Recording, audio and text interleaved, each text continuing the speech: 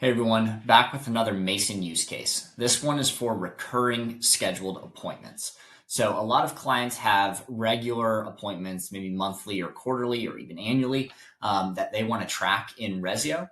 The ability to do that in your to-dos allows for a lot of flexibility in here with better descriptions, files, message threads, whatever it may be. And you want to do this really cleanly and quickly. So what I'm going to tell Mason to do is to create a to-do list of a recurring service appointment.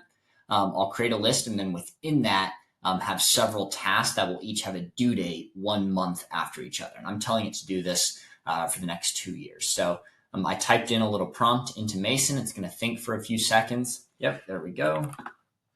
It's going to generate a list.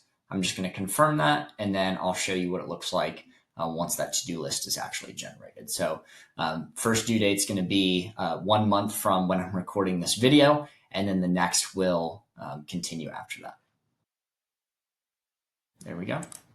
So service appointments to-do list. I close this out and show it on to-dos.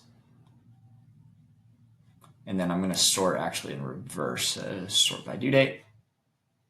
And coming up, monthly check-in in November, at the end of November, and then December, and so on.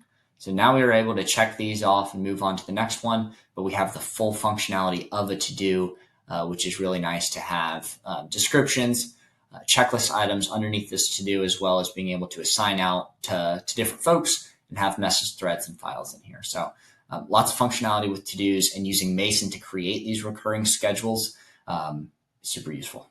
Thanks.